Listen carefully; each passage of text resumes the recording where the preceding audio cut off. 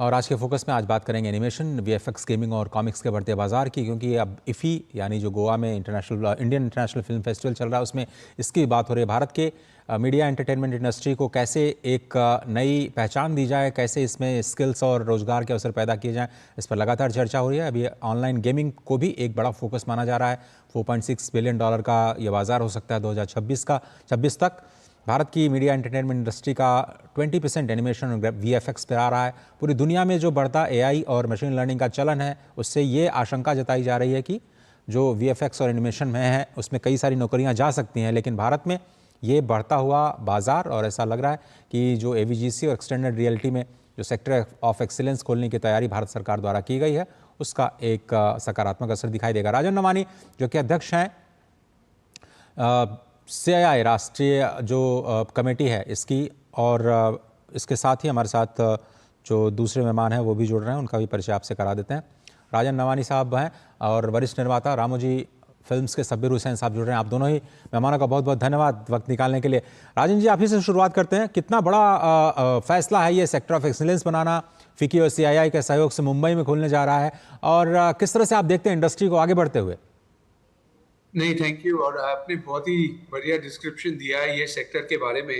I think अभी ये जो इंडस्ट्री की हमेशा डिमांड रहती थी कि जो हमारी अपॉर्चुनिटी जो है भारत के लिए कंपेयर्ड टू जो हम आज हमारा जो खेल है दुनिया में इज वेरी अंडर परफॉर्मिंग।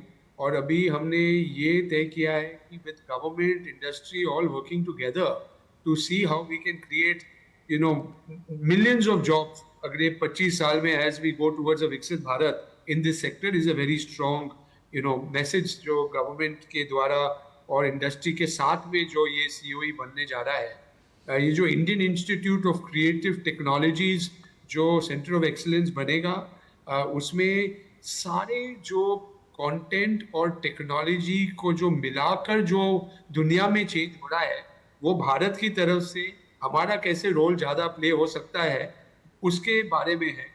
आज तक अगर हम एनिमेशन और VFX वगैरह देखें कि we have been a back office to the world, हमारी ज़्यादा करके कंपनियां ज़्यादा सर्विसिंग कर रही हैं, पर अभी इंक्रीजिंगली हमको IP बना के ग्लोबल लीडरशिप के पोजीशन में दुनिया को एंटरटेन करने के लिए जो हमको अभी जो सहायता थ्रू दिस COE मिलेगी will create large number of new entrepreneurs to be able to do that.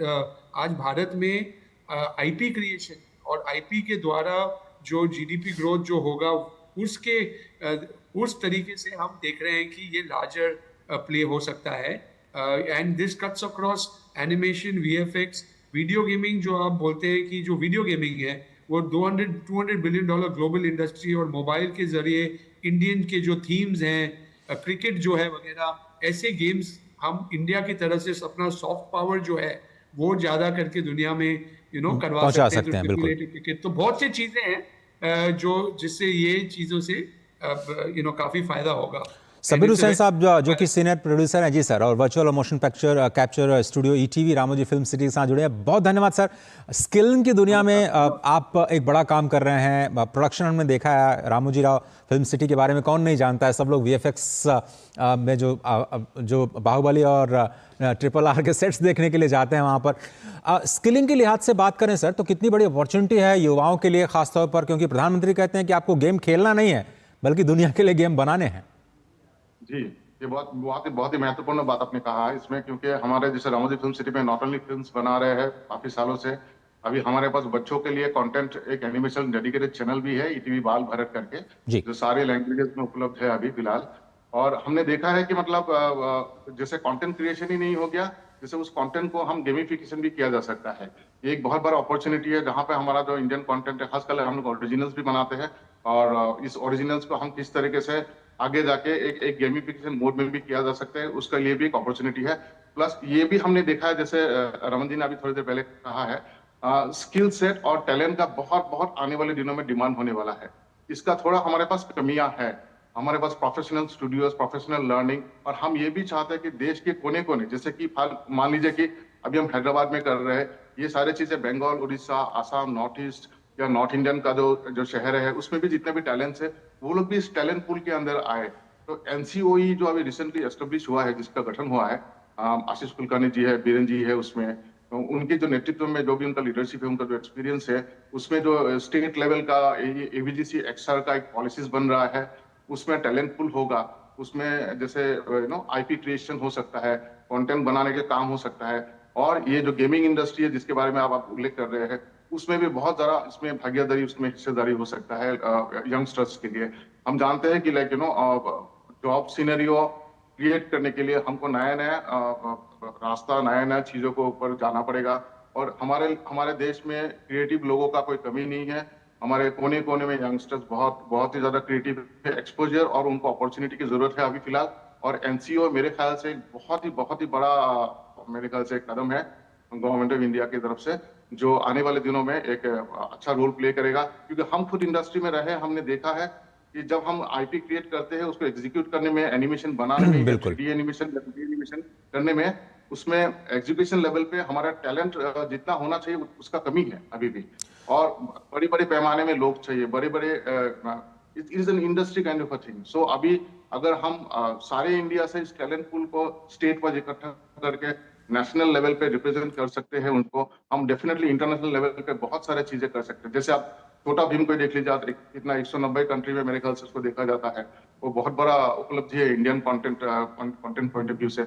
अभी हमारा कितना सारे कहानियां हैं जो कहना है, कितनी बिल्कुल सारे चीजें करना है, और ये बहुत बड़ा हमारे लिए अपॉर्चुनिटी रहेगा, मैं अपॉर्चुनिटी है। मानता हूँ। राजन, लेकिन एफडीआई को लेकर के आप लोग कितना उम्मीद लगाए हुए हैं कि मीडिया एंड एंटरटेनमेंट इंडस्ट्री में एफडीआई के दरवाजे तो खुले हैं, 100% एंटरटेनमेंट आ सकता है, कितना ल्यूक्रेटिव मार्केट इंडिया है, पूरी दुनिया कैसे देख रही है इसको?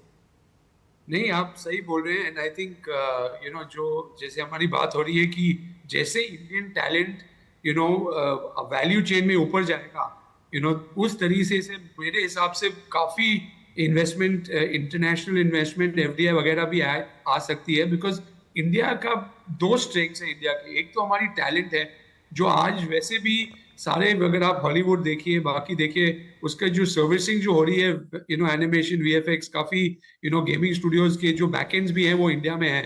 अभी इंडिया का अपॉर्चुनिटी है कि foreign investment will come to build IPs from India that will be around the world.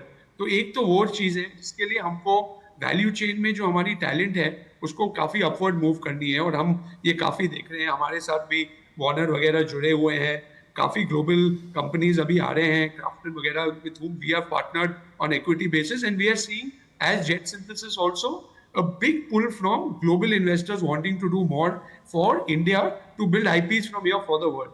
But biggest opportunity जो मैं देखता हूँ कि हमारी जो डोमेस्टिक कंजम्पशन मार्केट वो भी बहुत लार्ज है। तो अगर हम देखें कि ग्लोबल प्लेयर्स जो भारतीय के एंटरटेनमेंट का माइंडशेयर चाहते हैं, they have to come to India, partner with companies in India to be able to build their presence and strength. वो एक बहुत बड़ी अपॉर्चुनिटी। और जैसे हमारा पर कैपिटा जीडीपी बढ़ेगा, as I was saying, over the next 5 years or 10 years, जैसे China 10-15 साल पहले था, इंडिया का वही आज $2,500 की जो पर कैपिटा जीडीपी है, उसमें अगर $1,000-1,500 भी बढ़ते गया, वो एंटरटेनमेंट सेक्टर में उसका स्पेंड काफी होगा। So I think even as a domestic market, it is a very attractive market for global investors.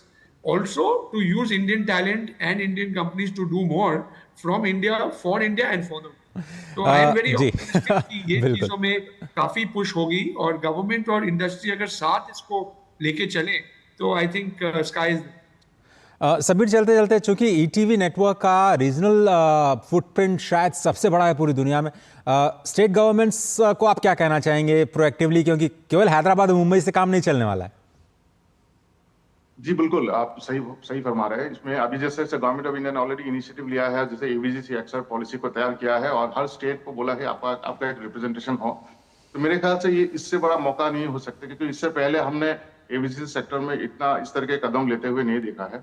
तो इसमें जितने भी स्टेट है उनका अपना पॉलिसी बनेगा, उसमें उनका स्टेट लेवल का जो जितने भी उनका एनिमेशन स्टूडियोज है या इंस्टीट्यूट्स है उसमें जुड़ेगा, और उसमें जुड़ के इवेंट्स होंगे, इंटरेक्शंस होंगे, मार्केट में आएंगे। सब मान लीजिए अभी नॉर्थ ईस्ट में बहुत सारे टैलेंट्स है, लेकिन जब तक वो वहां पे हमारा एक ऑर्गेनाइज्ड वे में एक सेक्टर नहीं बनेगा, जिस तरीके से नेशनल लेवल को लोग वहां पे नहीं जाएंगे या वहां का लोग इंटरेक्ट नहीं करेंगे, तो इंटरेक्शंस या उसका जितने भी टैलेंट्स है उसको यूटिलाइज करना थोड़ा मुश्किल हो जाता है। हर किसी के लिए मुमकिन नहीं है मुंबई या दिल्ली या हैदराबाद आए, राइट। एक बहुत बड़ा एरिया जो है, ग्रे एरिया ये है। जहां तक फॉरेन इन्वेस्टमेंट के भी आप बात कर रहे थे, इसमें मैं और एक एरिया के ऊपर मैं थोड़ा इसमें गौर फरमाना चाहूंगा, वो है कि R&D सेक्टर जो है, बिल्कुल रिसर्च एंड बिल्कुल डेवलपमेंट, सही बात। तो वो एक बहुत ही इंपॉर्टेंट सेक्टर है। नॉट ओनली आईपी क्रिएशन, सही। हमारे यहाँ पे एग्जीक्यूशन टेक्नोलॉजिकल एग्जीक्यूशन लेवल पे भी बहुत लोगों का जरूरत है। चाहे वो वर्चुअल प्रोडक्शन हो गया, वर्चुअल रियलिटी हो गया, ऑगमेंटेड रियलिटी हो गया, एक्सटेंडेड मिक्स रियलिटी, कुछ भी हो बिल्कुल जाए। सही बात। आने वाले एआई के साथ भी जो हम काम करेंगे, एआई खुद ही सारे काम नहीं करेंगे, उसमें इमेजिनेटिव एंड क्रिएटिव माइंड्स होना पड़ेगा, और वो लोग सारे लोग ट्रेन होने पड़ेंगे प्रॉपरली इस्तेमाल करने के लिए, किस हद तक कर सकते हैं, कैसे कर सकते हैं।